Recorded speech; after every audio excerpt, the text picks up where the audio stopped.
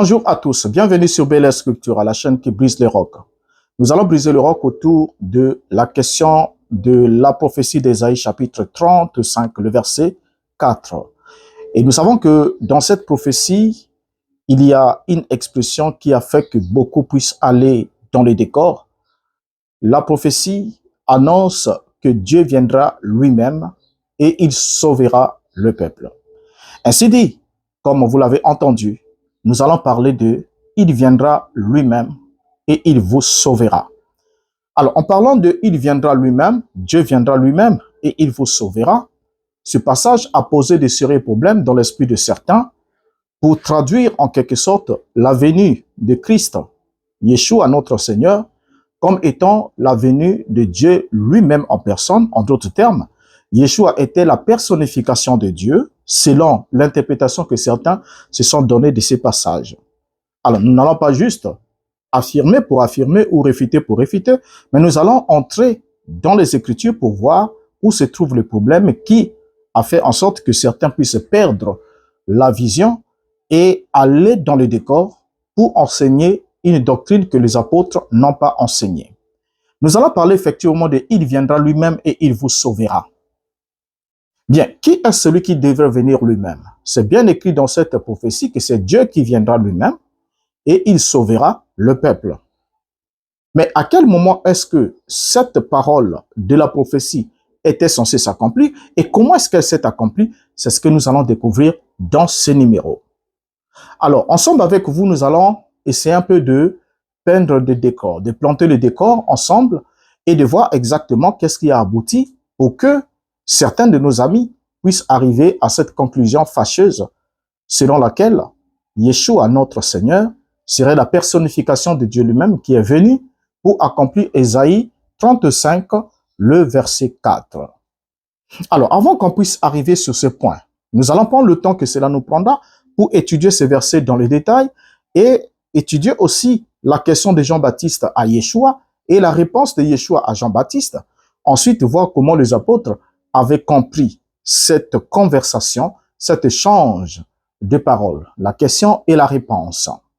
Alors, Jean-Baptiste, rappelons-le, tout se passe autour de Jean-Baptiste, puisque Jean-Baptiste, nous devons le rappeler, il était le prophète précurseur de la venue du Messie annoncé depuis l'Ancien Testament. Notamment dans Ésaïe chapitre 40, nous pouvons lire le verset 3e qui nous dit « Une voix crie, préparez dans le désert, préparez au désert le chemin de l'Éternel, aplanissez dans les lieux arides une route pour notre Dieu. » Et on voit bien ici dans ce passage que ce passage d'Ésaïe chapitre 40, le verset 3e, annonçait la venue du précurseur. Et il avait quelle mission? Comme c'est bien spécifié et notifié là. Donc sa mission, c'était de préparer au désert le chemin de l'Éternel. Or, nous savons que lorsqu'il s'agit de préparer le chemin ici, le chemin de l'Éternel n'est pas une route naturelle ou bien une route physique. Parce que certains verraient que Jean-Baptiste devait venir avec des tracteurs, des nivelleuses pour essayer de préparer une route littérale. Or, ce n'est pas le cas. Mais Jean-Baptiste avait pour mission de préparer la voie d'accès à l'Éternel. Donc, le chemin qui mène à l'Éternel. Et notamment, ce chemin serait un homme. Et ce chemin serait un homme. Et voilà pourquoi lorsque Jean arrive, il va alors annoncer le Mashiach en ces mots. Dans Matthieu chapitre 3, le verset 12, il dit « Il a son vanne à la main, il nettoiera son aire et amassera son blé dans le grenier, mais il brûlera la paille dans un feu qui ne s'éteint point. » Notons ensemble avec vous que lorsque Yeshua vint, Yeshua déclara qu'il était le chemin, la vérité et la vie, et que nul ne va au Père que par lui. En d'autres termes, Yeshua était le chemin de l'Éternel. Donc le chemin qui devait mener vers l'Éternel. Notons bien cela, c'est très important. Donc le chemin que Jean avait à préparer, c'était de préparer un homme, de préparer Yeshua et de le présenter au peuple comme étant l'agneau qui ôte le péché du monde, le chemin qui mène à l'Éternel.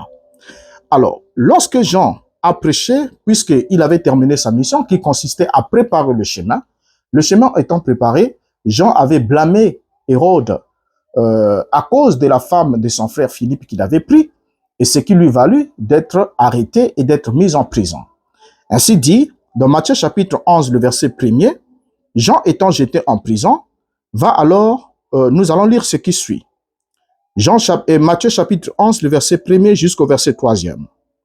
Il est dit, lorsque Jésus eut achevé de donner ses instructions à ses 12 disciples, il partit de là pour enseigner et prêcher dans les villes du pays. Jean, ayant entendu parler dans sa prison des œuvres de Christ, lui fit dire par ses disciples, « Es-tu celui qui doit venir ou devons-nous en attendre un autre ?» Alors, remarquez ensemble avec moi dans ce passage, nous avons ici la Bible qui nous montre que lorsque Yeshua a achevé de donner ses instructions à ses 12 disciples, il est parti de là pour enseigner et prêcher dans les villes du pays. Ensuite, le verset 2e nous dit, Jean ayant entendu parler dans sa prison des œuvres du Christ, lui fit dire par ses disciples, « Es-tu celui qui doit venir ou devons-nous en attendre un autre ?» Bien, avant qu'on puisse entrer dans la sphère de l'incompréhension de la question de Jean-Baptiste, pourquoi est-ce que Jean-Baptiste a posé cette question? Nous devons alors, premièrement, regarder quelques détails qui sont très importants dans cette question, les détails que certains survolent. Jean est en prison et Jean entend parler des œuvres de Christ. C'est d'abord ça. Jean entend parler des œuvres de Christ. Or, Jean a présenté Yeshua comme étant l'agneau de Dieu qui ôte le péché du monde. Et n'oublions pas que lorsqu'on est venu poser la question à Jean, es-tu le Christ? Il avait dit non. Es-tu le prophète? Il avait dit non. Es-tu Élie? Il avait dit non. Pourquoi est-ce qu'il avait dit non? Parce que réellement, il n'était pas le Mashiach attendu, promis. Mais il était celui qui était venu préparer le chemin. Voyez, préparer juste le chemin de Yehovah Elohim. Alors, il n'était pas le Mashiach, il a affirmé. C'était la vérité. Il n'était pas non plus le prophète. Le prophète faisant allusion ici, c'est pas que Jean niait qu'il était un prophète, mais il n'était pas le prophète avec l'article défini. En d'autres termes, le prophète attendu par les pharisiens, confessé par ces derniers, c'était bien le prophète de Deutéronome chapitre 18, le verset 15. Et il a aussi affirmé qu'il n'était pas Élie, puisque le peuple d'Israël attendait que Élie, qui est parti littéralement, puisse revenir aussi littéralement des chariots de feu. Donc Jean avait compris le sens de la question des pharisiens. Il leur a répondu qu'il n'était pas Élie, bien qu'il était habité par l'esprit d'Élie et qu'il a marché avec l'esprit d'Élie pour amener le cœur des enfants à leur père, comme cela est annoncé dans les Écritures. Et que la prophétie de Malachie chapitre 4 annonçait sa venue. Je vous enverrai Élie le prophète. Et Yeshua va dire plus tard dans Matthieu chapitre 11 que si vous pouvez le comprendre, c'est lui l'Élie qui devrait venir. Mais Jean a nié cela parce que Jean, étant revêtu de l'esprit d'Élie, marchant avec l'esprit d'Élie, n'était pas la personne d'Élie. Voilà. Alors maintenant ici, on lui pose la question. Jean envoie plutôt des disciples poser la question à Yeshua. Et qu'est-ce qui a emmené Jean à envoyer des gens poser des questions? Premièrement, parce que Jean se retrouve en prison. Jean se retrouve en prison et comme il avait dit au Mashiach qu'il n'est pas convenable que nous soyons tous deux ensemble, tu dois croître et moi je vais décroître. Ainsi dit, lorsque Yeshua entre dans son ministère, Yeshua croît et Jean commence à décroître. Et quand Jean commence à décroître, Jean perd l'altitude. En perdant de l'altitude, Jean se retrouve dans la pensée commune et populaire. Or, la pensée commune et populaire de cette époque-là, c'est que tout le monde espérait que le Mashiach devrait venir et devrait les délivrer de l'emprise de Rome. De la même manière que Moïse avait délivré Israël de l'Égypte, il fallait aussi que le Mashiach venant, cette fois-ci, puisque le peuple est dans la terre de Canaan, l'interprétation était telle que quand le Mashiach viendra, il va bouter les Romains hors de notre territoire. Il va récupérer tout le territoire d'Israël, il va réunifier Israël et régner sur le trône de David, son père. Donc, ils attendaient un Messie guerrier, un Messie qui devait venir pour mettre dehors les ennemis d'Israël. Alors, donc, ils avaient cette compréhension-là. C'est pas pour rien que lorsque Yeshua ressuscite, sur le chemin d'Emmaüs, les deux disciples lui disent, nous espérions que c'est lui qui rétablirait Israël. Donc, c'était l'espérance même des disciples de Yeshua qui espéraient que c'est lui qui rétablirait Israël. Maintenant, ici, ce qui nous intéresse, c'est quoi? C'est le fait que Jean, étant dans la prison, entend parler des œuvres de Christ. Donc, Jean entend parler des œuvres de Christ. Notifions bien cela. Nous sommes là dans Matthieu chapitre 11. Jean entend parler des œuvres de Christ. Or, Christ, par définition, c'est l'homme oint. Donc, en d'autres termes, Jean entend parler des œuvres d'un homme portant l'onction divine. Voilà, d'un homme portant l'onction. Donc, Jean entend parler des œuvres de Christ. Et ce détail est très important pour ceux qui lisent, parce que certains n'aiment pas regarder ces détails, parce que pour eux, ce n'était pas utile que cela soit écrit là. Mais or, pour ceux qui ont les yeux appropriés pour savoir prendre en détail, prendre en considération chaque détail de l'écriture, ils vont vite se rendre compte que il faut absolument comprendre de quoi est-ce que Jean s'est intéressé. Jean, étant en prison, entend parler des œuvres de Christ. Les œuvres de Christ, Christ signifie l'homme qui a reçu l'onction, l'homme qui a été choisi, qui a été sanctifié, qui a été distingué, qui a été mis à part et qui a reçu une onction en vue d'être revêtu d'une mission spéciale pour accomplir certaines œuvres relatives à l'onction, à la nature de l'onction qu'il a reçue. Voilà pourquoi en Israël, le roi avait une onction royale. Cette onction lui permettrait d'exercer la royauté en toute autorité. Et le prophète, il y avait certains qui étaient oints. Et ils étaient oints dans un but, dans un objectif bien précis, pour exercer aussi leur ministère prophétique. Et tout comme les sacrificateurs, souverains sacrificateurs, étaient aussi oints pour exercer la fonction sacerdotale. Et notons ensemble avec vous que, malgré que le roi était oint, le roi ne pouvait pas, avec l'onction royale, aller, par exemple, servir ou devenir sacrificateur. Chacun devait rester à sa place et devait respecter la mission qu'il reçoit de la part de Dieu en fonction de l'onction qu'il a reçue. Ainsi dit, nous entendons ici Jean-Baptiste qui apprend que les œuvres de Christ, voilà, il entend parler des œuvres de Christ. Or, les œuvres évoquées ici, nous pouvons prendre quelques-unes, ou bien on peut prendre le temps de les lire. Prenons vraiment le temps, c'est important.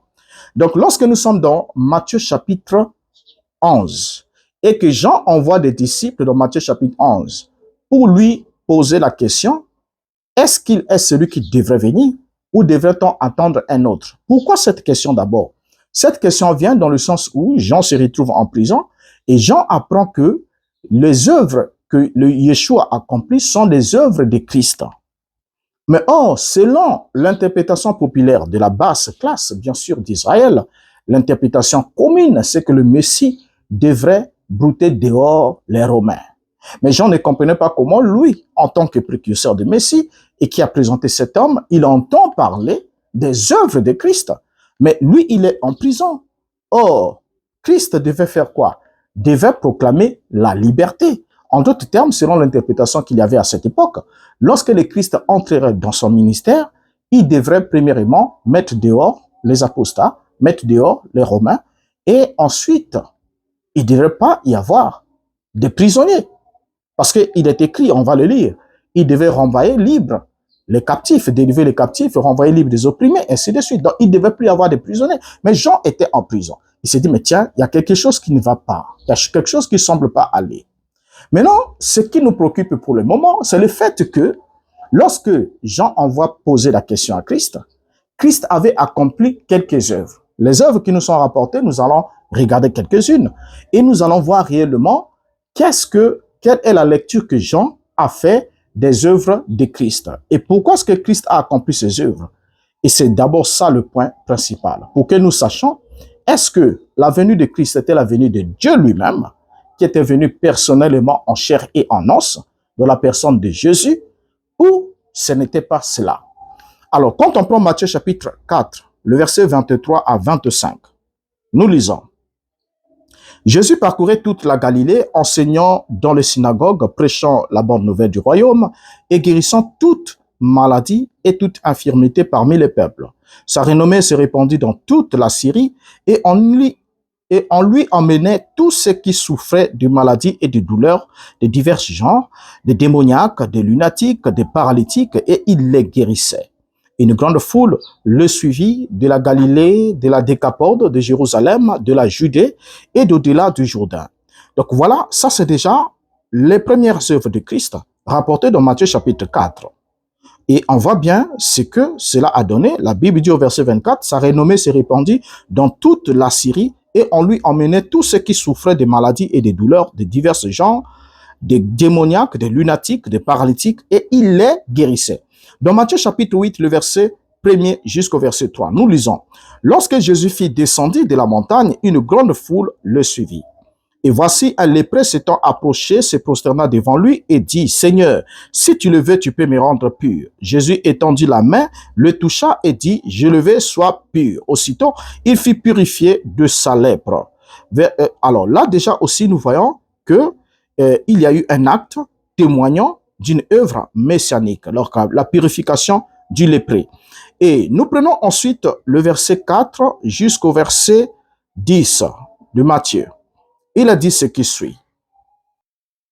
Alors, lorsque nous lisons Matthieu chapitre 8, le verset 5 jusqu'au verset 10, la Bible nous dit, « Comme Jésus entrait dans Capernaum, un centenier l'aborda, le priant et disant, « Seigneur, mon serviteur est couché à la maison, atteint de paralysie et souffrant beaucoup. » Jésus lui dit, « J'irai et je le guérirai. » Le centenier répondit, « Seigneur, je ne suis pas digne que tu entres sous mon toit. Mais dis seulement un mot et mon serviteur sera guéri. Car moi qui suis soumis à des supérieurs, j'ai des soldats sous mes ordres. Et je dis à l'un, va et il va, et à l'autre, viens et il vient. Et à mon serviteur, fais cela et il le fait. Et après l'avoir entendu, Jésus fit dans l'étonnement et il dit à ceux qui le suivaient, je vous le dis en vérité, même en Israël, je n'ai pas trouvé une aussi grande foi. Regardez ici dans ce passage avec l'eunuque éthiopien et plutôt avec l'officier romain, le centenier ici, nous voyons bien ici quelque chose déjà d'étrange. Parmi les choses étranges qui ont totalement surpris Jean-Baptiste quand il a entendu parler des œuvres de Christ, c'est que parmi les œuvres dont il a entendu parler, il y a aussi la guérison des serviteurs d'un centenier romain. Or, les Romains étaient réputés être les ennemis d'Israël. C'était la puissance occupante d'Israël. Donc, déjà ici, les Juifs comme tels, ou Jean-Baptiste et autres dans la théologie juive, dans la pensée juive de l'époque, voyaient très mal que le Mashiach puisse être ami des Romains. Voilà, puisse guérir le serviteur d'un Romain. Or, ce que le serviteur a fait ici j'aime cet échange, le serviteur ici avait souligné à Yeshua qu'il n'avait pas besoin que ce dernier arrive dans sa maison, mais il a souligné quelque chose, un principe spirituel très important. Il lui dit au verset 9, il dit, « Car moi qui suis soumis à des supérieurs, j'ai des soldats sous mes ordres. » Et en faisant cette déclaration, le centenier romain était en train d'emmener Yeshua à comprendre que lui, il comprenait que Yeshua était soumis à Dieu. Et en tant que soumis à Dieu, il avait aussi les entités qui étaient à ses ordres. Regardez bien. Donc, le centenier romain se place dans une position intermédiaire entre les supérieurs et les inférieurs à lui. Ensuite, bien qu'il peut recevoir les ordres des supérieurs, mais il avait des soldats sous ses ordres. Et je dis à l'un va et il va, à l'autre vient et il vient. Et en faisant cette confession, le centenier romain est en train d'affirmer à Yeshua que de la même manière que moi, je suis soumis à des supérieurs et j'ai aussi des soldats qui me sont soumis, je crois aussi que toi tu es soumise à Dieu, mais tu es aussi le maître des esprits. Donc tous les esprits te sont soumis.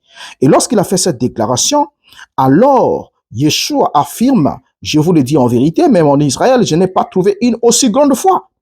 Cette grande foi, c'était la foi qui acceptait, qui confessait, qui reconnaissait que Yeshua avait de l'autorité sur les autres esprits qui étaient qualifiés parallèlement de façon allégorique comme étant des soldats et que Yeshua était aussi soumis à une puissance supérieure à lui comme étant le Dieu lui-même. Et lorsque nous prenons Matthieu chapitre 8, le verset 14 à 17, toujours les œuvres de Christ, les œuvres dont Jean a entendu parler. Donc déjà quand Jean a entendu parler de l'épisode du centenier romain, Jean déjà était bousculé. Maintenant, quand on prend Matthieu chapitre 8, le verset 14 à 17, la Bible dit, « Jésus se rendit ensuite à la maison de Pierre, dont il vit la belle-mère couchée et ayant la fièvre. Il toucha sa main et la fièvre la quitta. Puis elle se leva et le servit. Le soir, on amena auprès de Jésus plusieurs démoniaques. Il chassait les esprits par sa parole et il guérit tous les malades. afin que s'accomplisse ce qui avait été annoncé par Ésaïe, le prophète. Il a pris nos infirmités et il s'est chargé de nos maladies. Remarquez bien ici que Matthieu rapporte le miracle de Yeshua à Ésaïe 53. Voilà, à Ésaïe 53, montrant que Yeshua a accompli toutes ces choses afin que s'accomplisse ce qui a été annoncé par les prophètes. Il a pris nos infirmités et il s'est chargé de nos maladies. Donc, on voit bien que la prise des infirmités annoncée ici, on voit que le prophète, plutôt Matthieu, rapporte tous les miracles, donc accomplis jusqu'ici, qu'il dit afin que s'accomplisse ce qui a été annoncé par Ésaïe, le prophète, il a pris nos infirmités, il s'est chargé de nos maladies. Donc jusqu'ici là, toutes les œuvres que Christ, prophète que Jean a entendues au sujet de Christ, c'était l'accomplissement de, il a pris nos infirmités et il s'est chargé de nos maladies. Alors, avançons dans Matthieu chapitre 9, puisque notre question arrive dans Matthieu chapitre 11. Dans Matthieu chapitre 9, nous lisons à partir du verset 2e jusqu'au verset 8 ce qui suit.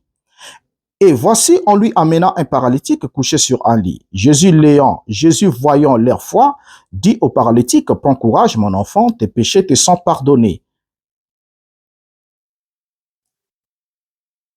Sur quoi, quelques scribes dirent au-dedans d'eux, cet homme blasphème. Et Jésus, connaissant leurs pensées, dit, pourquoi avez-vous de mauvaises pensées dans vos cœurs? Car lequel est le plus aisé de dire, tes péchés te sont pardonnés, ou de dire, lève-toi et marche? Or, afin que vous sachiez que le Fils de l'homme a sur la terre le pouvoir de pardonner les péchés, lève-toi, dit-il au paralytique, prends ton lit et va dans ta maison. Et il se leva et s'en alla dans sa maison. Quand la foule vit cela, elle fut saisie de crainte et elle glorifiait Dieu, qui a donné aux hommes un tel pouvoir. Regardez ce qui intéresse ici, ce qui est intéressant ici, c'est la lecture que la foule a fait en voyant le miracle. Le miracle, Yeshua affirme qu'il accomplit ce miracle pour que l'on sache que le Fils de l'homme a sur la terre le pouvoir de pardonner les péchés. Il a le pouvoir sur la terre de pardonner les péchés. Et ensuite, il dit, lève-toi, dit-il au paralytique, prends ton lit et va dans ta maison.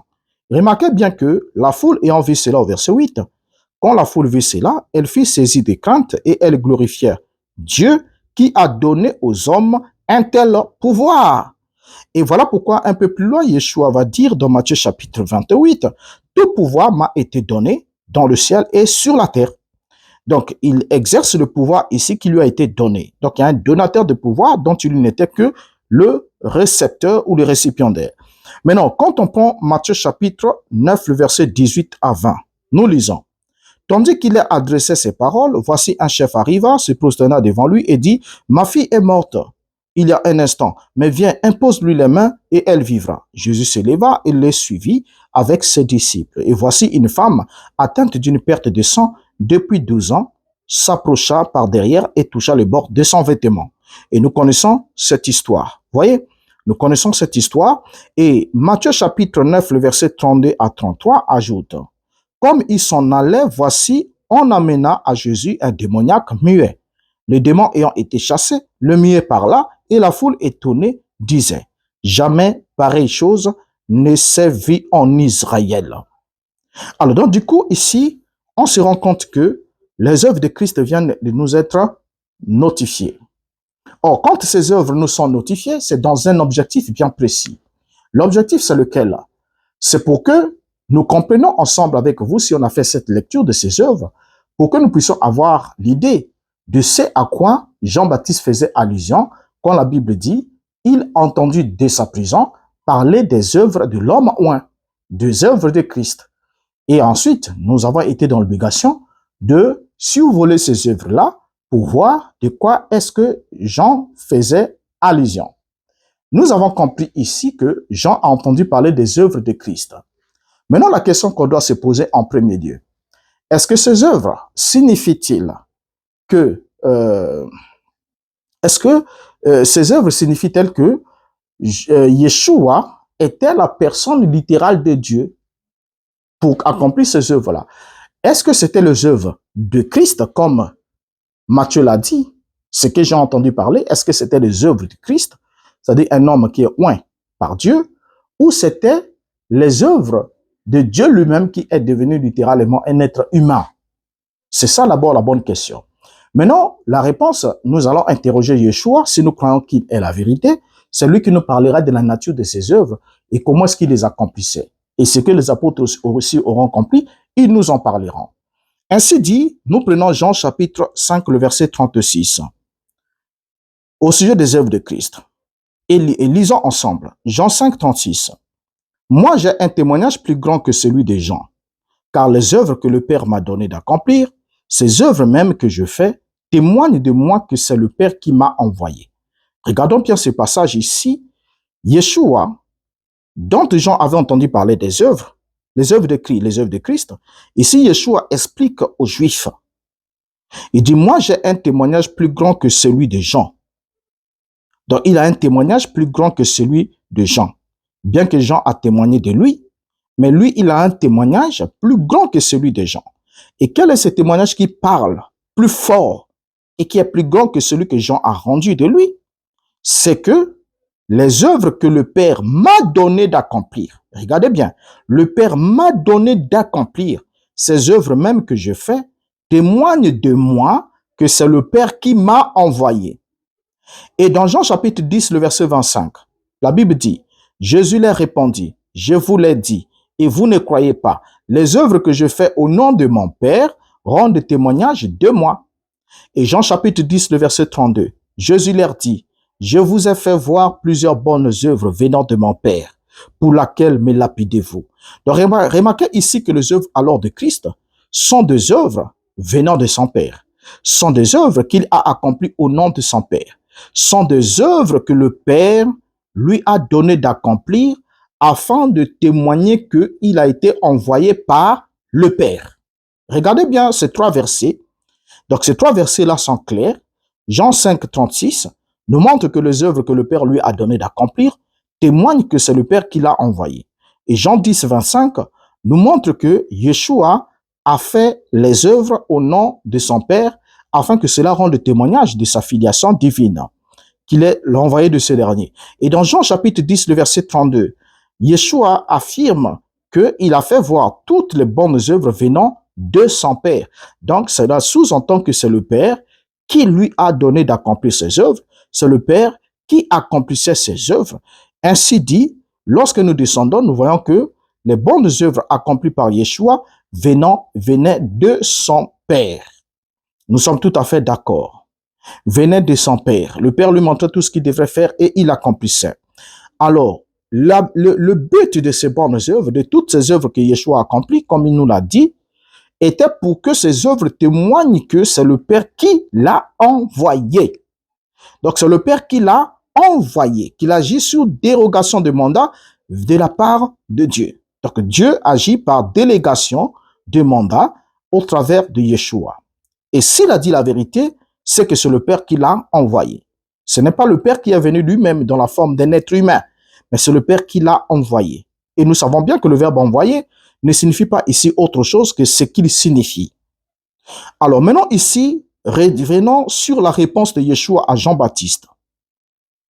Lorsque Jean-Baptiste pose la question de savoir, es-tu celui qui doit venir ou devons-nous en attendre un autre? Quelle était la réponse que Yeshua donne alors pour apaiser l'inquiétude de Jean-Baptiste? Quelle est la réponse que Yeshua a donnée pour que cette réponse soit rapportée ou communiquée à Jean-Baptiste? Dans Matthieu chapitre 11, le verset 4 à 5, nous lisons. Jésus leur répondit, allez rapporter à Jean ce que vous entendez et ce que vous voyez. Les aveugles voient, les boiteux marchent, les lépreux sont purifiés, les sourds entendent, les morts ressuscitent et la bonne nouvelle est annoncée aux pauvres. Et dans cette réponse ici, ce qui va nous intéresser, ce sont chaque élément évoqué par Yeshua. Nous allons alors être dans l'obligation de revoir ces miracles parce que les miracles évoqués par Yeshua ici sont évoqués comme étant des signes messianiques qui prouvent que Yeshua est le Mashiach attendu ou annoncé par les prophètes. Ainsi dit, la réponse que Yeshua donne ici, il la donne à Jean-Baptiste qui était emprisonné, qui avait envoyé, ne l'oublions pas, 2 de ses disciples pour demander à Yeshua s'il est bien le Messie attendu ou s'il devrait attendre un autre. Et Yeshua leur répond par cette liste de signes messianiques qui sont en quelque sorte une reprise des passages prophétiques de l'Ancien Testament annonçant l'œuvre du Mashiach. Ainsi, nous sommes dans l'obligation ici de prendre quelques signes qu'il a énoncés ici dans sa réponse à Jean-Baptiste pour voir quels sont les référents prophétiques de ces signes, et cela nous permettra alors d'arriver au passage d'Ésaïe 35, le verset 4, pour voir, il viendra lui-même et il vous sauvera. La question est celle-là. Maintenant ici, dans la réponse de Yeshua, allons point par point. Prenons d'abord le premier élément, Matthieu 11, 5, les aveugles voient. Donc l'ouverture des yeux des aveugles. Les aveugles voient. Et ça, c'est le référent prophétique, c'est Ésaïe 29, 14 à Ésaïe 29, 14 ainsi qu'Ésaïe 29, 18 qui nous disent: c'est pourquoi je frapperai encore ce peuple par des prodiges et des miracles, et la sagesse de ces sages périra, et l'intelligence de ces hommes intelligents disparaîtra.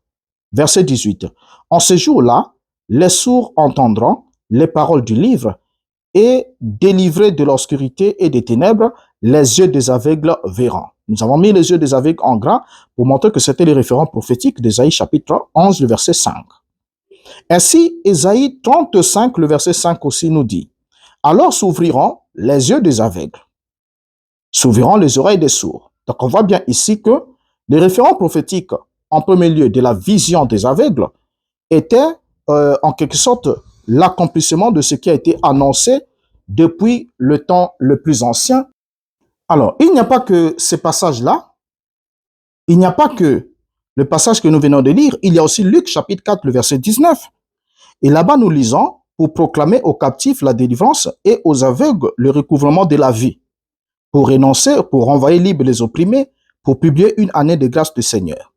Et ça, c'est le premier élément. Le deuxième élément, nous pouvons prendre dans Matthieu chapitre 11, le verset 5, il est dit: les aveugles voient, les boités marchent. Donc, la marche des boités. Et là, nous avons les référents prophétiques dans Ésaïe 35, le verset 6, qui nous dit: alors les boités sautera comme un cerf, et la langue du muet éclatera de joie, car des eaux jailliront dans le désert et des ruisseaux dans la solitude. Et ensuite, l'autre élément, c'est que les sourds entendent. Matthieu chapitre 11, le verset 5, Yeshua dit: les sourds entendent. Vous voyez? Et là, le référent prophétique, nous sommes dans Ésaïe 29, verset 18, qui nous dit: en ce jour-là, les sourds entendront les paroles du livre, et les délivrés de l'obscurité et des ténèbres, les yeux des aveugles verront. Et c'est aussi le référent prophétique de Ésaïe 35, verset 5. Alors s'ouvriront les yeux des aveugles, s'ouvriront les oreilles des sourds. Et par la suite, il y a aussi, Yeshua parle de les lépreux sont purifiés. Donc la purification des lépreux. Matthieu 11 et 5. Les lépreux sont purifiés. Or, la purification des lépreux est aussi une référence messianique, puisque nous avons déjà vu dans l'Ancien Testament, dans 2 Rois chapitre 5, le verset 3, la Bible dit, elle dit à sa maîtresse: oh, si mon Seigneur était auprès du prophète qui est à Samarie, le prophète le guérirait de sa lèpre. Donc, le fait déjà de purifier les prophètes de leur lèpre était, en quelque sorte, de purifier les lépreux, était une attribution prophétique. Donc, Élisée l'a fait en purifiant Naaman le Syrien.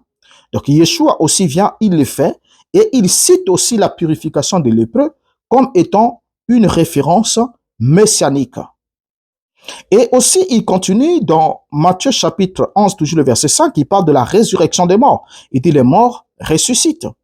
Or, lorsque nous retournons dans l'Ancien Testament, nous voyons dans 1 Roi chapitre 17, le verset 22, ainsi que le verset 24, la Bible dit: l'Éternel écouta la voix d'Élie, et l'âme de l'enfant revint au-dedans de lui, et il fut rendu à la vie.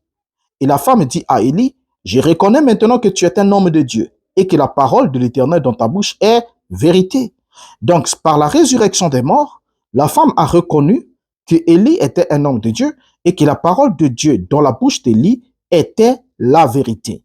Et Yeshua donne cette référence-là, que les morts aussi ressuscitent, pour montrer que lui aussi, il est un homme de Dieu, et que la parole de Dieu dans sa bouche est aussi vérité. Ainsi, il parle aussi dans Matthieu chapitre 11 de l'annonce de la bonne nouvelle. Il dit, et la bonne nouvelle est annoncée aux pauvres. Et là, il nous envoie directement à Ésaïe chapitre 61, le verset 1er au verset 2e, qui devient très intéressant alors. Nous lisons, l'Esprit du Seigneur l'Éternel est sur moi, car l'Éternel m'a oint pour porter de bonnes nouvelles aux malheureux et m'a envoyé pour guérir ceux qui ont le cœur brisé, pour proclamer aux captifs la liberté et aux prisonniers la délivrance. Le verset 2e ajoute, pour publier une année de grâce de l'Éternel et un jour de vengeance de notre Dieu, pour consoler tous les affligés. Voilà ce que nous dit Ésaïe chapitre 61, le verset 1er au verset 2e.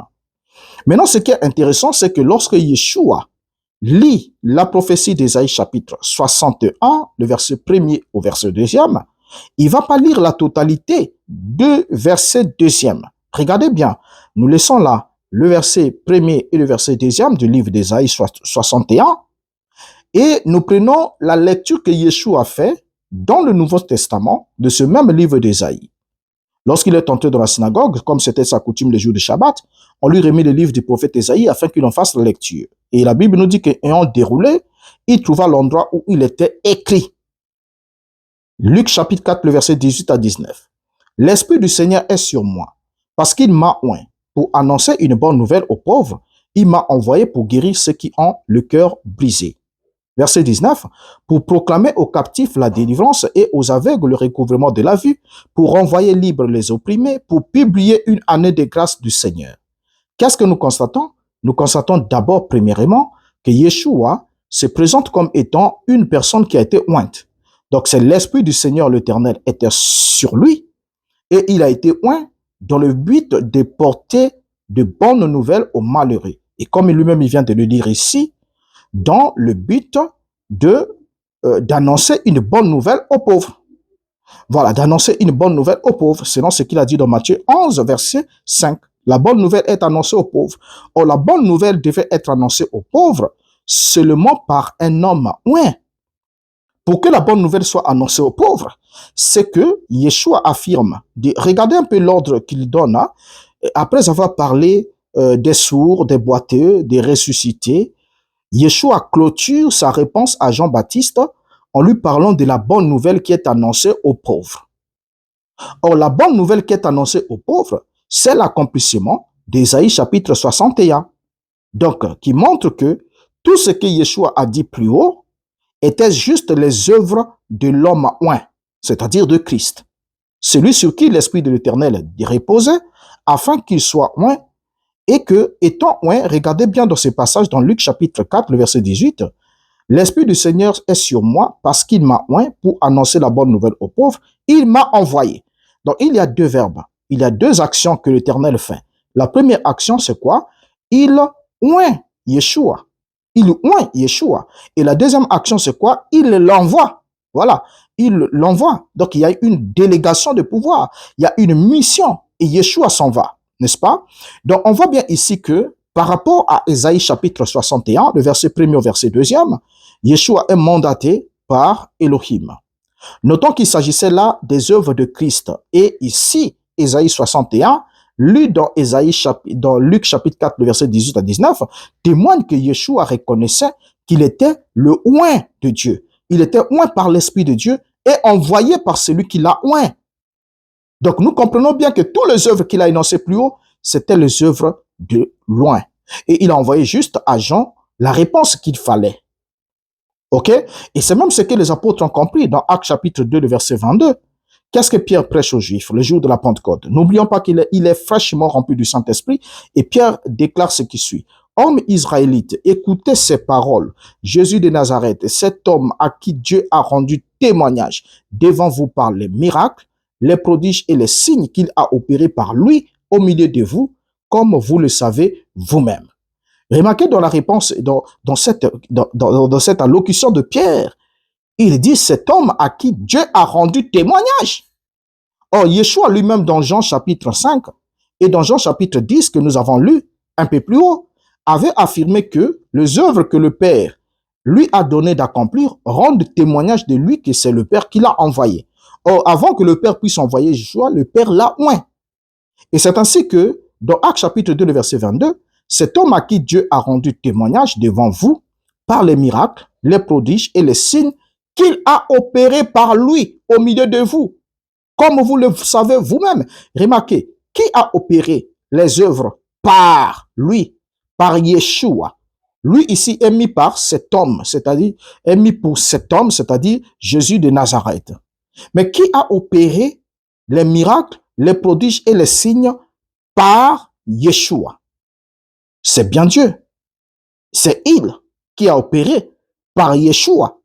Et notez bien ici que il ici est mis pour Dieu. Donc c'est Dieu qui a rendu témoignage de Jésus de Nazareth. Et comment est-ce que Dieu a rendu témoignage de Jésus de Nazareth? Il a rendu témoignage de lui devant le peuple juif. Par quoi? Par les miracles, par les prodiges et par les signes qu'il a opérés par lui au milieu de vous. Remarquez bien, qu'il a opéré par lui. Ainsi, quand il arrive aussi, ça c'est ce que Pierre prêche chez les Juifs, Pierre va aussi prêcher la même chose chez les non-juifs. Le premier non-juif à être converti, Pierre va lui prêcher la même chose. Actes chapitre 10, le verset 38. Vous savez comment Dieu a oint du Saint-Esprit et de force Jésus de Nazareth, qui allait de lieu en lieu, faisant du bien et guérissant tout ce qui était sous l'empire du diable, car Dieu était avec lui. Comment? Dieu était avec lui. Vous voyez bien, Dieu était avec lui. Comme les Écritures nous disent, Dieu était avec Enoch, Dieu était avec Noé, Dieu était avec Moïse. Il a dit à Moïse, je serai avec toi. Dieu était avec Moïse.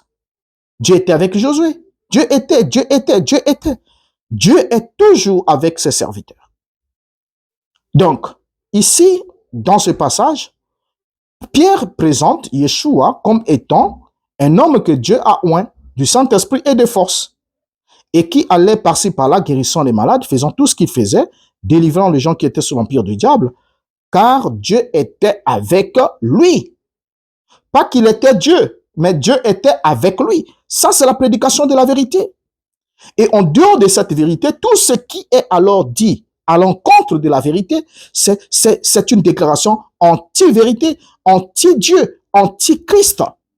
Et ainsi dit, nombreux sont les esprits qui, lorsqu'ils lisent ces passages, ils font tout. Ils lisent car Dieu était avec lui. Après, quand ils s'expriment, ils disent il était lui-même Dieu. Alors que ce n'est pas ce que les apôtres ont prêché. Remarquez une chose. Lorsque nous prenons la parabole des vignerons homicides, pour qu'on comprenne quelque chose, nous prenons la parabole des vignerons homicides. Nous sommes ici dans la réponse que Jean donne. Yeshua a donné à Jean. Vous voyez, dans la parabole des vignerons homicides, dans Matthieu chapitre 21, la Bible nous montre que le maître de la vigne avait envoyé des serviteurs à tour de rôle dans sa vigne pour aller prendre sa part. Et les ouvriers les ont traités d'une manière ou d'une autre. Ils ont battu les uns des verges, ils ont blessé les autres, ils ont même tué d'autres. Ce qui montre que tous les prophètes qui ont été envoyés en Israël ont été maltraités par Israël. Et d'une façon ou d'une autre, ont été battus, ont été mis à mort, ils ont été rejetés, ainsi de suite. Ainsi dit, lorsque ils ont accompli tous les forfaits envers tous les serviteurs qui ont été envoyés, en dernier lieu, le maître de la vigne, qui en quelque sorte était le père qui avait une famille, c'était un chef de famille, va décider d'envoyer son fils. Et lorsqu'il décide d'envoyer son fils, il envoie son fils en dernier recours. Le fils vient. Et ce n'est pas moi qui parle, mais c'est Yeshua qui donne cette parabole pour montrer aux chefs religieux juifs que après que Dieu vous ait parlé à vos pères de plusieurs épousés, de plusieurs manières, par les prophètes, vous les avez traités comme vous les avez traités. Et lorsque vous affirmez que vous êtes, même un peu plus loin, il leur dit, comme vous affirmez que vous êtes les fils de ceux qui ont tué les prophètes, ainsi dit, vous allez porter la responsabilité. Alors, notons ensemble que Yeshua leur affirme que après avoir envoyé les ouvriers à sa vigne et que les ouvriers ont été mis à mort, rejetés, tués, le père a décidé d'envoyer le fils. Et le fils dont il faisait allusion, c'était lui-même. Donc, ce n'était pas Dieu le Père lui-même qui est venu, selon la parabole de vigneron homicide dans Matthieu chapitre 21. Ce n'est pas le Père qui est venu lui-même dans sa vigne. Voilà, dans la forme du Fils. Non, mais il envoie le Fils. Et qu'est-ce qu'on va faire au Fils? Nous lisons Matthieu chapitre 21, le verset 37. Nous lisons jusqu'au verset 41. Lisons attentivement. Il est dit, « Enfin, il envoya vers eux son Fils, en disant, ils auront du respect pour mon fils. Mais quand les vignerons virent le fils, ils dirent entre eux, voici l'héritier, venez, tuons-le et emparons-nous de son héritage. Et ils se saisirent de lui, le jetèrent hors de la vigne et le tuèrent. Verset 40. Maintenant, lorsque le maître de la vigne viendra, que fera-t-il à ses vignerons? Verset 41. Ils lui répondirent, il fera périr misérablement ces misérables et il affermera la vigne à d'autres vignerons qui lui en donneront le produit au temps de la récolte. Notons ensemble avec moi que la venue évoquée ici qui est la dernière, parce que le Père envoie enfin le Fils. Regardez bien, quand la Bible dit il envoya enfin, enfin il envoya vers et son Fils, enfin signifie en dernier lieu, en dernier recours. Ce qui sous-entend que après que Dieu ait envoyé Yeshua à Israël, Dieu ne pouvait plus envoyer un autre prophète à Israël, parce que le Fils était le dernier canal par lequel Dieu s'est exprimé à Israël. Et Israël va faire quoi?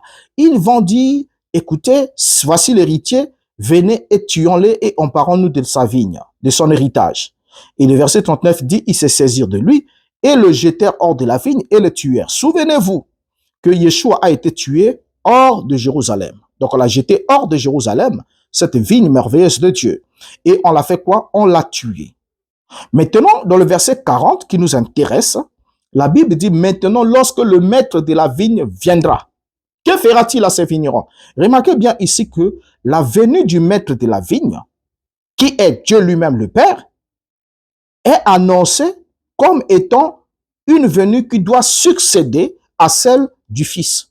Donc ici le Fils vient, le Fils est mis à mort, le Père n'est pas là. Voyez? Mais ensuite le Père intervient.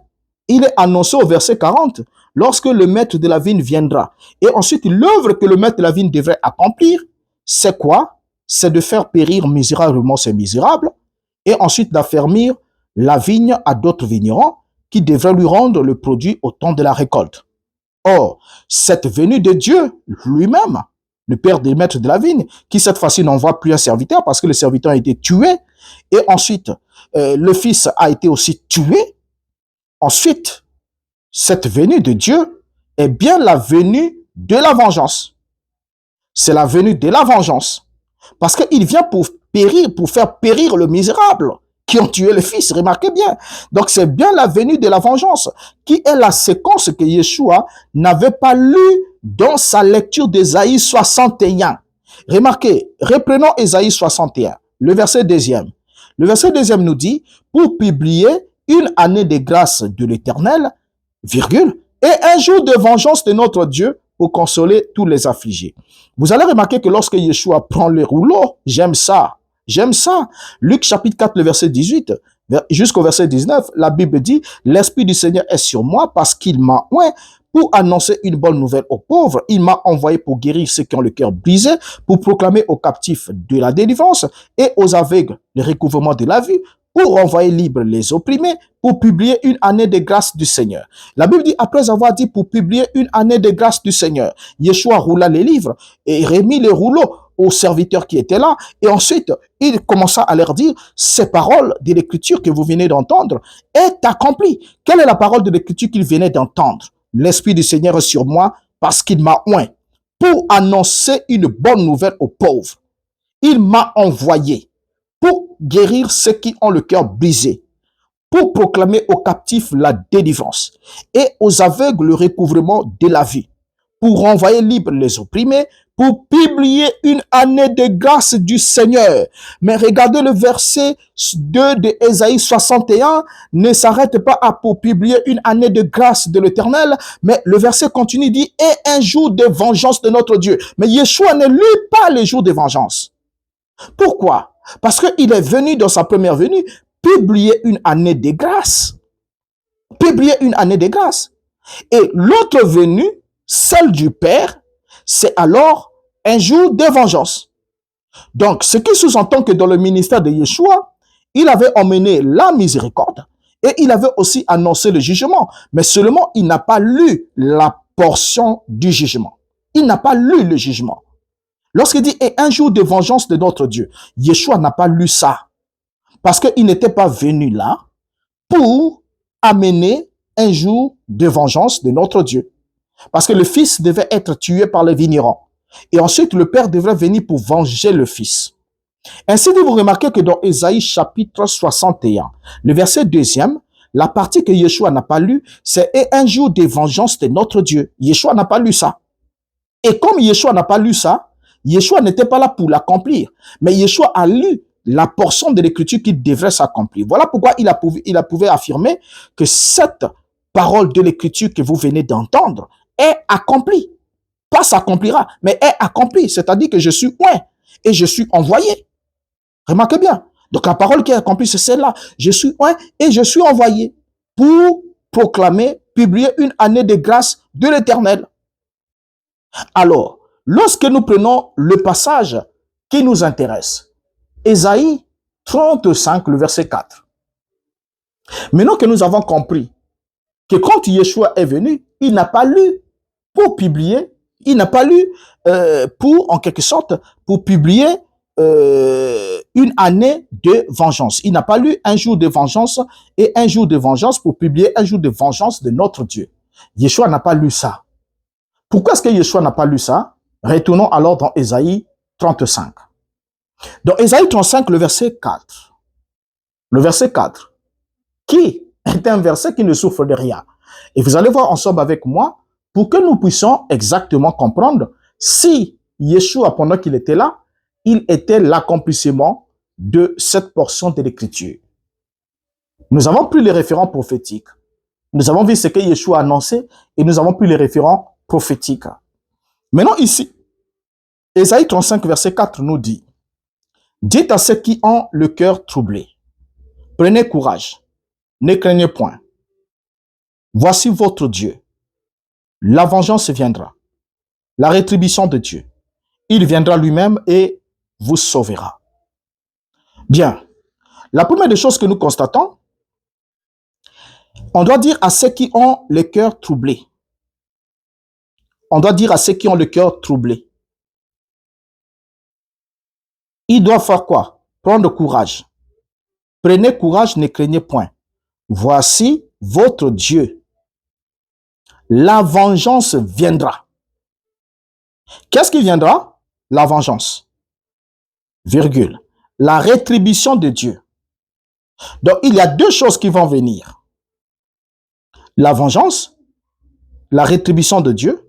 Il viendra lui-même et vous sauvera. Ce qui tue nos amis, c'est quoi? C'est d'abord le fait qu'ils n'ont pas compris ce que signifie la vengeance et la rétribution. Directement, ils ont sauté sur « il viendra lui-même et il vous sauvera ». Et comme ils ont vu « sauvera », ils se sont dit « ah, voilà, Jésus était venu pour nous sauver ».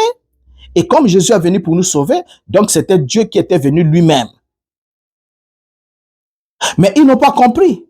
Pourquoi il a dit « voici votre Dieu, la vengeance viendra, la rétribution de Dieu ». Or, la vengeance par définition, déjà on parle de la vengeance et la rétribution. La vengeance déjà, s'il faut définir la vengeance, on peut juste prendre Wikipédia qui nous dit « la vengeance est l'action de nuire à une autre personne ou à un groupe dans le but de punir ou d'obtenir réparation d'un acte considéré comme offensant, meurtre, insulte, trahison, vol. » On peut aussi bien parler de vengeance pour des personnes physiques, morales ou pour des groupes sociaux ou des institutions. Voilà la définition de la vengeance. Donc la vengeance est l'action de nuire à une autre personne ou à un groupe dans le but de punir ou d'obtenir réparation d'un acte considéré comme offensant. Est-ce qu'il y a la vengeance dans la grâce? Non. Au fait, est-ce qu'il y a la grâce dans la vengeance? Non. La vengeance est une action punitive qui a pour objectif de nuire à une autre personne.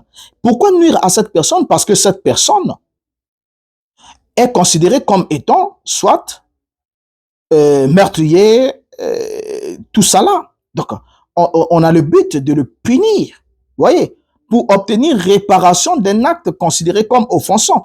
Et parmi les actes offensants, il y a le meurtre, les insultes, la trahison. Remarquez ensemble avec moi que les actes que Israël avait accomplis lorsque Yeshua est venu, c'était des actes offensants. En d'autres termes, la trahison. En d'autres termes, le vol. En d'autres termes, les insultes. En d'autres termes, le meurtre. Ils ont tué les prophètes. Ensuite, ils ont tué les fils. Et quand est-ce que la vengeance devrait venir? Est-ce que la vengeance devrait venir en même temps que le fils est venu? Ou bien la vengeance devrait succéder au fils? Et vous avez la réponse. La vengeance devrait venir après qu'on ait mis à mort le fils. C'est pas pour rien que dans Matthieu chapitre 23, Yeshua proclame que le sang des justes qui ont été répandus sur la terre, depuis Abel jusqu'au sang de Zacharie qui a été tué entre le temple et l'autel, sera redemandé à cette génération-là. Ça veut dire qu'il devrait avoir vengeance contre cette génération qui a rejeté le Messie et qui l'a crucifié. Cette génération devrait aussi subir la venue de la vengeance. Or, lorsqu'on parle de la venue de la vengeance, mais la vengeance ne vient pas seule. Mais il y a un autre mot qui l'accompagne, qui lui donne encore plus de poids. C'est la rétribution. Il a dit que la vengeance viendra, la rétribution de Dieu. Voilà, la vengeance viendra, la rétribution de Dieu. Donc cette vengeance qui vient, c'est la rétribution de Dieu. Mais à quel moment est-ce qu'on parle de la rétribution? Or, toujours, selon la définition, la théorie rétributive en tant que forme de justice repose sur certains principes fondamentaux. De sorte que ceux qui commettent certains crimes méritent moralement de subir une punition proportionnée. Et cette punition est intrinsèquement morale, bonne, si en quelque sorte un organe légitime leur inflige la punition qu'ils méritent. Et c'est à ce moment-là qu'on parle de la rétribution. Donc c'est la théorie en quelque sorte rétributive. Voyez, donc ceux qui ont posé des actes criminels doivent ainsi subir une punition proportionnée aux actes qu'ils ont posés. C'est là qu'on parle de la rétribution. Je ne sais pas. Est-ce que ceux qui lisent ce passage d'Ésaïe 35, le verset 4, font-ils exprès? Ou bien, ils sont vite sortis de l'école sans avoir appris certaines notions fondamentales. Remarquez, lorsque nous regardons notre texte ici, déjà, la venue de la vengeance et qui est la rétribution de Dieu ne vient pas en même temps que le Fils. Le Fils vient d'abord. Et quand le Fils est exécuté en tant que le prophète, alors la venue de la vengeance.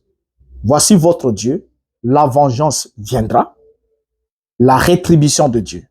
Voilà, il viendra lui-même et il vous sauvera. Remarquez, qu'est-ce qui vient? C'est la vengeance. Et cette vengeance, c'est quoi? C'est la rétribution de Dieu. Et la rétribution, c'est quoi? C'est le fait de faire subir à une personne qui a agi, c'est-à-dire punir quelqu'un d'une punition proportionnelle à l'acte que ce dernier a posé.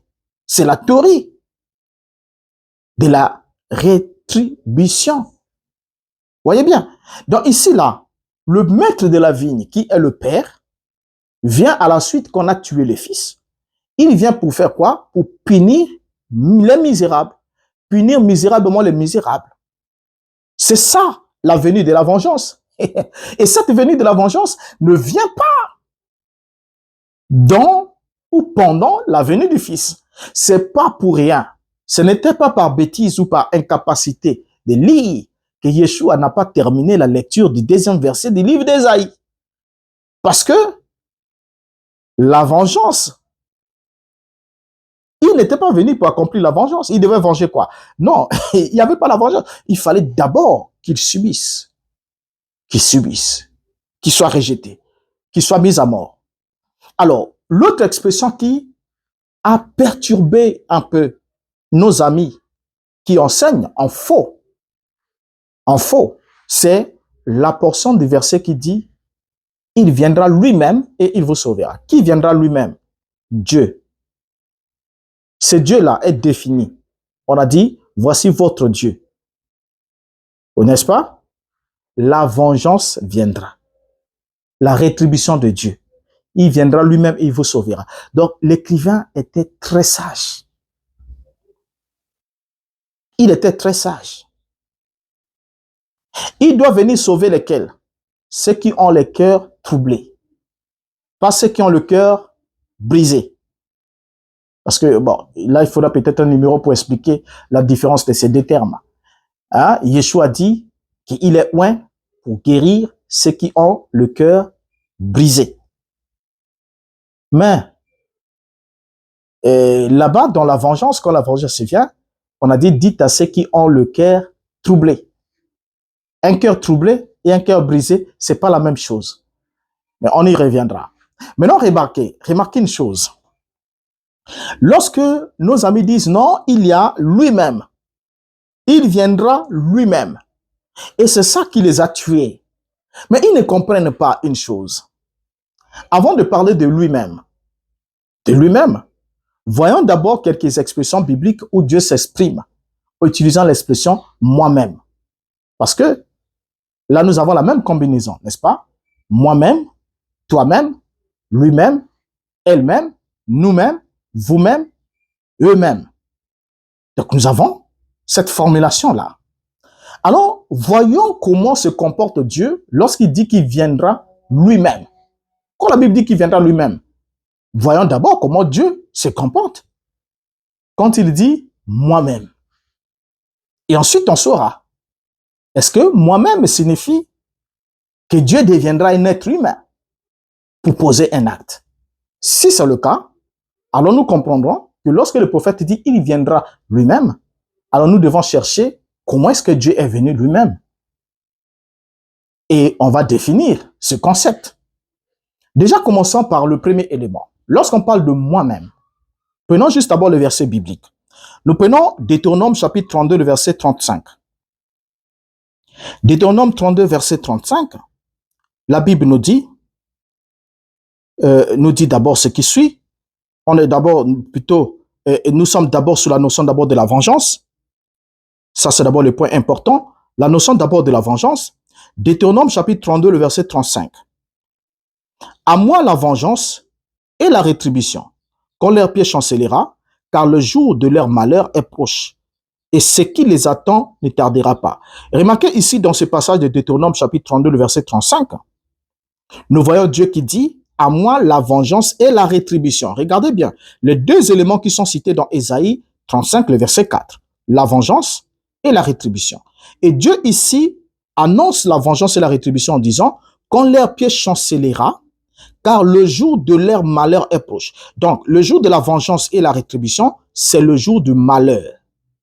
C'est le jour de l'expression de la colère de Dieu, où Dieu exprime sa justice, met en place ou met en œuvre sa justice punitive. Voyez? Donc, nous savons que quand le Christ avait interrompu sa lecture au verset 2e, avant de faire mention du jour de vengeance, soit le jour de rétribution, il l'avait fait, c'était pas par ignorance.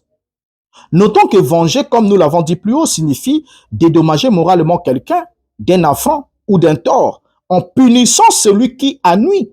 Donc venger quelqu'un, c'est punir celui qui a nui à celui qui a fait du tort à une tierce. En bref, l'affligé est consolé par la vengeance. C'est là que le dernier verset dit, pour consoler les affligés. Bon, on ne peut consoler un affligé que par la vengeance. Quelqu'un à qui on a imputé un bras, par exemple. Mais la seule façon de consoler cette personne, c'est pas de lui rendre son bras, mais c'est de punir, de venger l'acte qui a été posé contre ce dernier. C'est pas pour rien que quand vous lisez, nous relisons ce verset, il est très important, hein, et que quand nous le relisons, Ésaïe chapitre 62 et 61, le verset 2e, pour publier une année de grâce de l'Éternel et un jour de vengeance de notre Dieu, pour consoler tous les affligés. Donc, on ne console les affligés que par la vengeance. Par la vengeance. Ainsi, en bref, l'affligé est consolé par la vengeance.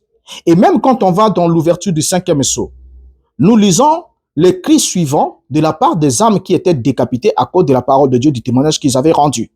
Apocalypse 6, verset 10 nous dit, « Ils crièrent d'une voix forte en disant, « Jusqu'à quand, Maître saint et véritable, tardes-tu à juger et à tirer vengeance de notre sang sur les habitants de la terre? » Et vous connaissez la réponse qui leur était donnée, qui devait se tenir tranquille jusqu'à ce que soit au complet le nombre de leurs frères qui devaient être mis à mort comme eux. Donc, voyez ici, ces âmes sous l'autel réclament un jugement contre les habitants de la terre, notamment la terre de Jérusalem, et pour tirer vengeance à cause de leur sang contre les habitants de la terre. La terre ici est mise pour l'arrière-plan prophétique de cette prophétie qui est la Judée. voyez, la Judée avec ses amants romains. Remarquez maintenant, lorsque nous descendons, Yeshua va, en parlant de ce qui devrait arriver à Jérusalem, annonçant le jugement de Jérusalem, qui était devenu apostat, Yeshua précisa aux disciples qu'ils devraient quitter Jérusalem à un moment précis et fuir loin d'elle. Pourquoi? Luc chapitre 21, le verset 20 à 22. Luc 21, 20 à 22. La Bible nous dit, « Lorsque vous verrez Jérusalem investie par des armées, sachez alors que sa désolation est proche, car ce seront des jours de vengeance pour l'accomplissement de tout ce qui est écrit. » Voilà, c'est la vérité. Donc, l'investissement de Jérusalem par des armées étrangères était le signe de la désolation proche de Jérusalem. Et Yeshua dit au verset 22, « Car ce seront des jours de vengeance pour l'accomplissement de tout ce qui est écrit. » Et un peu plus loin, il affirme qu'il y aura de la colère contre ce peuple. Donc, lorsque la vengeance vient, c'est un jour de colère, c'est un jour où Dieu est furieux, où Dieu vient exercer la justice punitive. Voilà cette vengeance qui devrait arriver, qui est annoncée ici par Yeshua. Donc, cette vengeance devait être la manifestation de la nature rétributive, de la force rétributive de Dieu contre Jérusalem. Vous voyez, contre Jérusalem. En effet, ceux qui ont rejeté l'agneau de Dieu et qui l'ont crucifié devraient alors subir la fureur du lion. Devraient subir cette fureur. Voyez-vous, ce jugement. Je vous rappelle que la chute de Jérusalem qui est annoncée dans Apocalypse 18, la chute de Jérusalem, annoncée dans Apocalypse chapitre 18, fait suite en quelque sorte à l'appel de conviés. Et lorsque on prend Apocalypse chapitre 19, le verset 2, la Bible dit quoi? Parce que ces jugements sont véritables et justes, car il a jugé la grande prostituée qui corrompait la terre par son impudicité, et il a vengé le sang de ses serviteurs en les redemandant de sa main. Vous comprenez ici ensemble avec moi que cette prostituée qui était ivre du sang des saints et des témoins de Yeshua, qui est la Jérusalem apostate, a été jugée sévèrement par Dieu. Donc la même classe religieuse qui a rejeté le Mashiach, qui l'a mis hors de la vigne et qui l'a tué, a été sévèrement jugée. Ainsi, lorsque Dieu vient alors, dans sa colère, venger le sang de ses serviteurs et de son fils, et ôter ainsi le royaume aux dirigeants juifs. Et cela est arrivé en l'an 70, comme il avait annoncé dans Matthieu 21, verset 40 à 41, jusqu'au verset 43. Or, certains disent que, après avoir en quelque sorte assigné la vigne aux autres vignerons, le Père enverra encore le Fils pour prendre sa part à la fin des temps des nations. Est-ce que vous avez ce schéma-là? Parce qu'il y a certains qui disent, écoutez, après que le Père ait envoyé des vignerons et qu'il a assigné la vigne à d'autres vignerons, il enverra encore le Fils, ce qu'ils appellent seconde venue, qui reviendra encore à la fin des temps des nations pour prendre encore sa part. Mais le verset, le verset 21 dit que ces nouveaux vignerons donneront, dans le chapitre 21, la Bible dit clairement que ces nouveaux vignerons donneront le fruit au maître au temps de la récolte. Ils donneront, pas que le Père enverra. Vous voyez, c'est pas ça. Il n'est pas dit que le Père enverra encore des serviteurs ou enverra le Fils pour chercher sa part. Non, cette fois-ci, ce sont des vignerons qui donneront le fruit au temps de la récolte. Donc, il y aura un seul mouvement. Le mouvement, ce n'est plus le Père qui envoie, mais c'est plutôt nous qui partons d'ici pour aller vers le Père. Remarquez que pour le premier cas, le Fils fut envoyé à cause du comportement des vignerons et de leur caractère meurtrier. Si les vignerons n'avaient pas tué les serviteurs, le Fils ne serait pas envoyé à la vigne.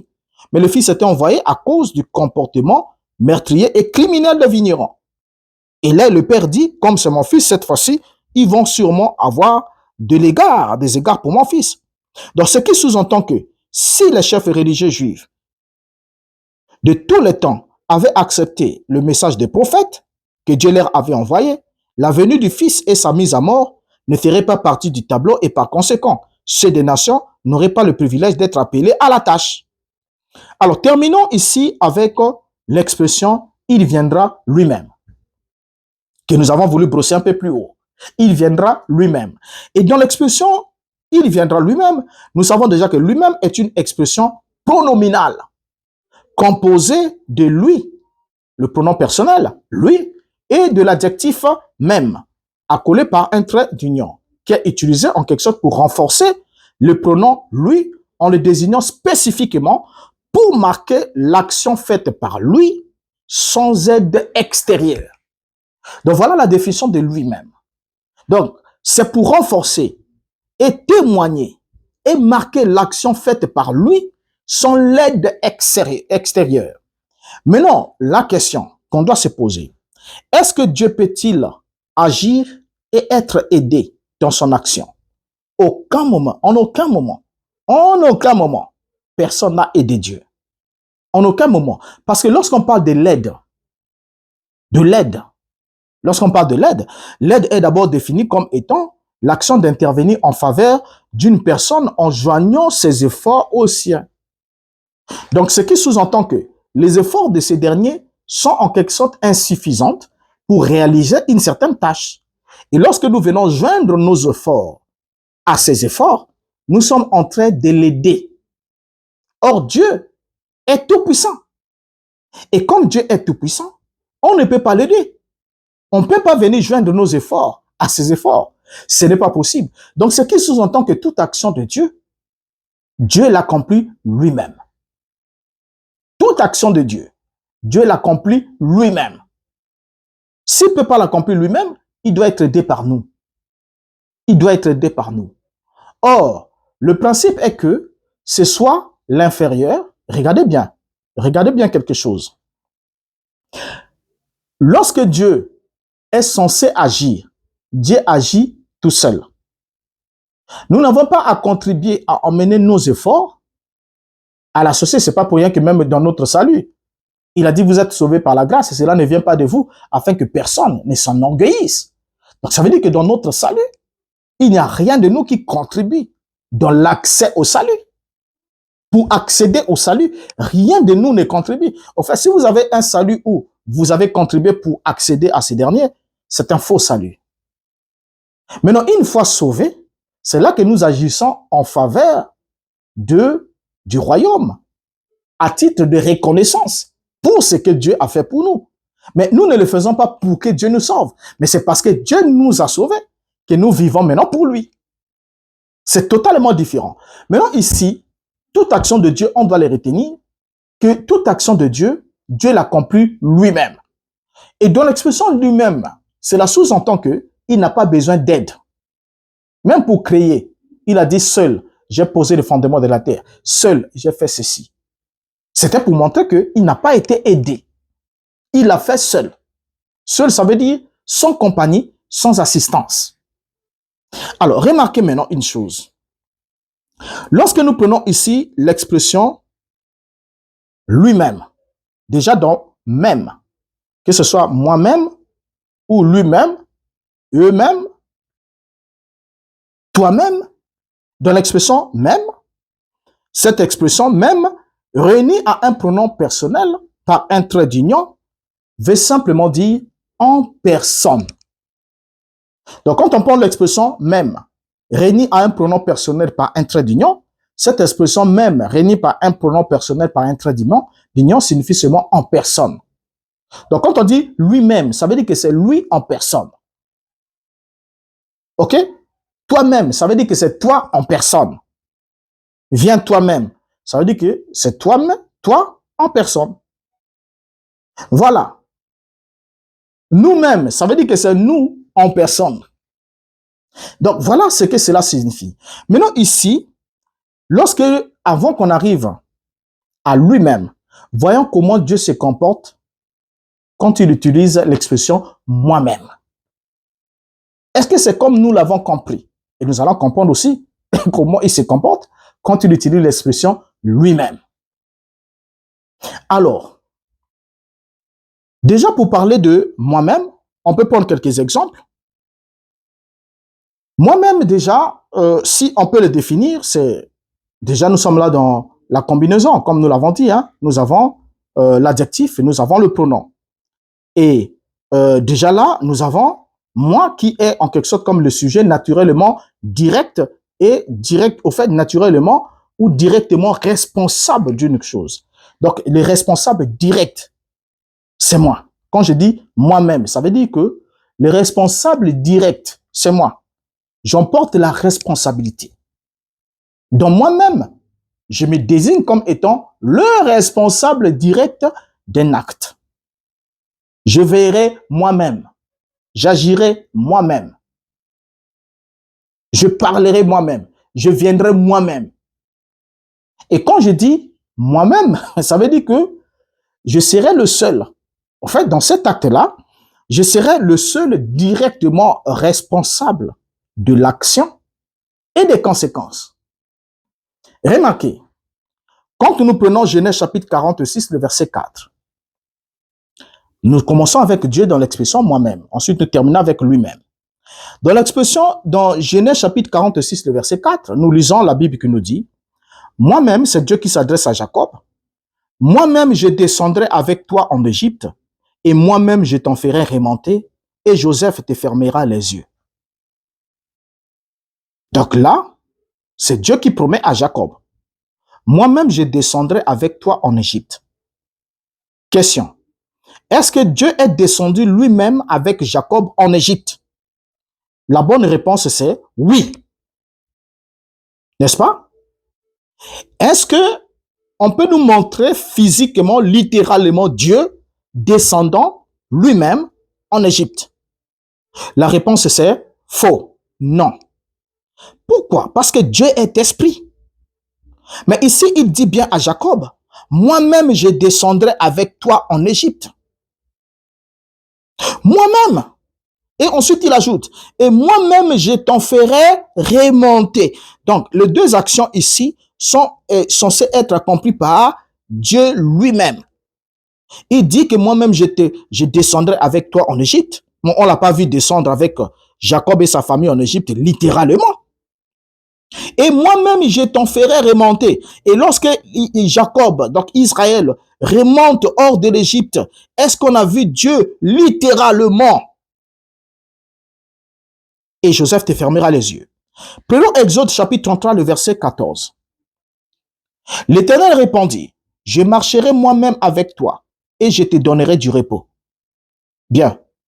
Est-ce que l'Éternel a marché lui-même avec Israël pour lui donner du repos? Est-ce qu'il a marché lui-même? La réponse, c'est oui. Était-il biologiquement humain? La réponse, c'est non. Mais c'était lui-même. Deutéronome 31, le verset 23. L'Éternel donna ses ordres à Josué, fils de Nun. Il dit, fortifie-toi et prends courage, car c'est toi qui feras entrer les enfants d'Israël dans le pays que j'ai juré de leur donner, et je serai moi-même avec toi. Est-ce que l'Éternel était lui-même avec Josué? La réponse c'est oui. Mais est-ce que quelqu'un peut nous montrer l'Éternel lui-même en chair et en os? La réponse c'est non. Josué chapitre 1, verset 5. Nul ne tiendra devant toi tant que tu vivras. Je serai avec toi comme j'ai été avec Moïse. Je ne te délaisserai point, je ne t'abandonnerai point. Est-ce que l'Éternel était lui-même avec Josué comme il était avec Moïse? Oui. Ainsi, dans Actes chapitre 7, le verset 34, la Bible dit, rapportant ce qui s'est passé en Égypte, j'ai vu la souffrance de mon peuple qui est en Égypte. J'ai entendu ses gémissements et je suis descendu pour le délivrer. Maintenant, va, je t'enverrai en Égypte. Regardez bien, Dieu est descendu. Ensuite, il dit, il est descendu pour faire quoi? Pour le délivrer. Et après, il dit, maintenant, va, je t'enverrai en Égypte. Donc, la descente de Dieu lui-même est accompagnée de va, je t'enverrai. Et Exode chapitre 3, le verset 8.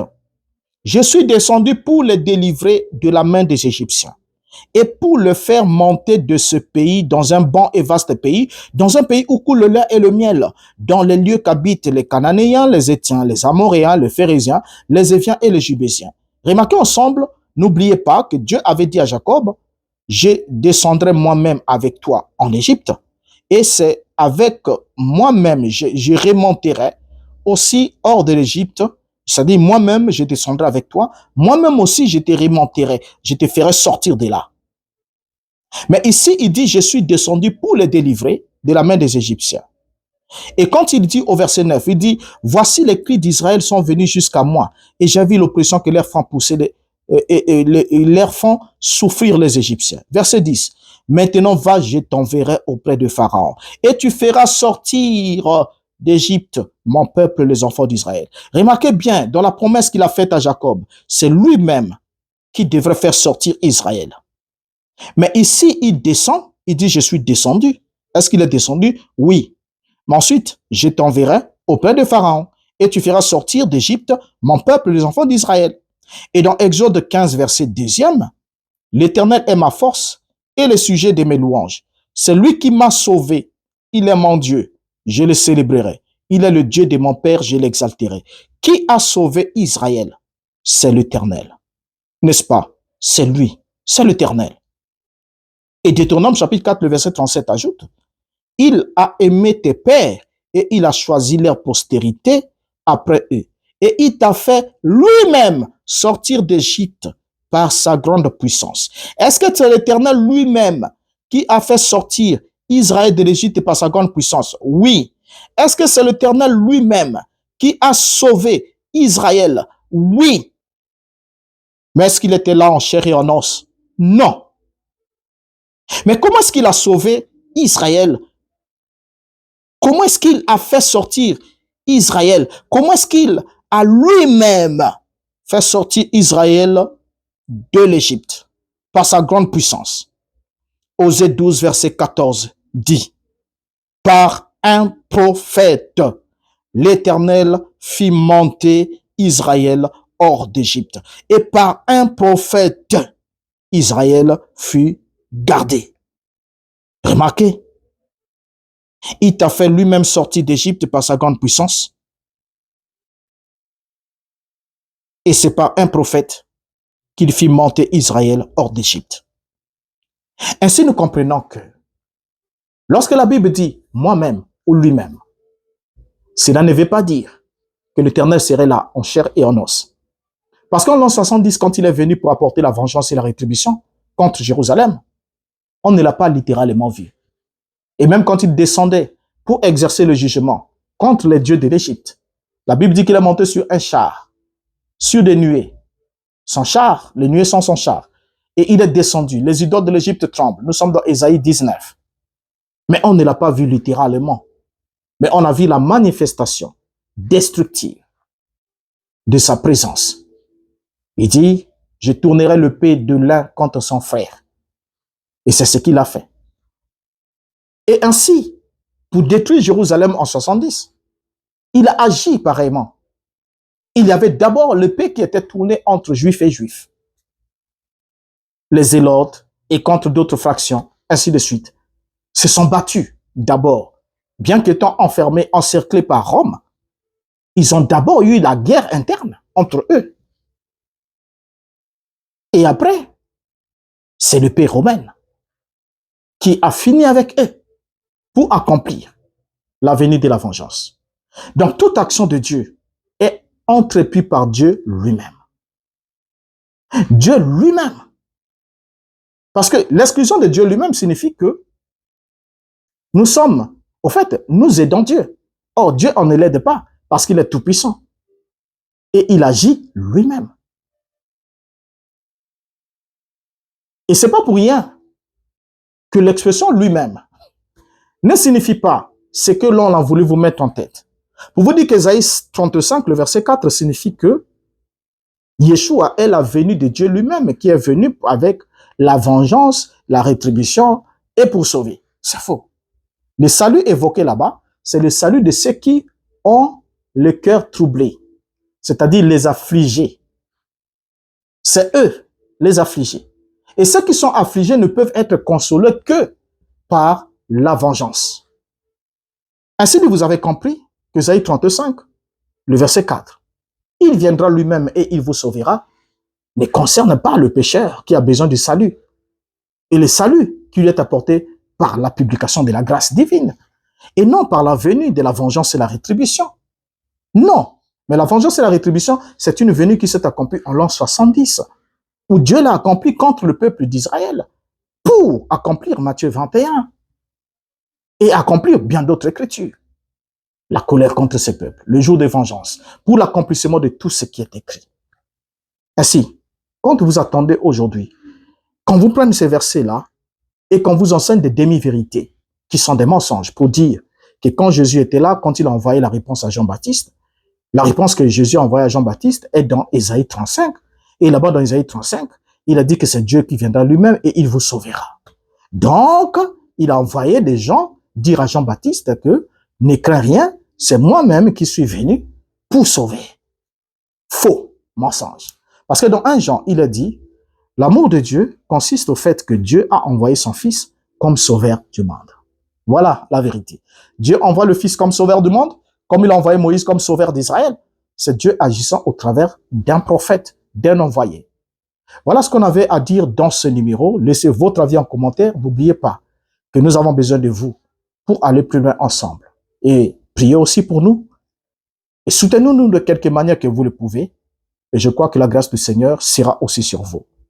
C'était votre frère Eno Boris Mbota. Je vous dis au revoir et vous donne rendez-vous au prochain numéro. Merci.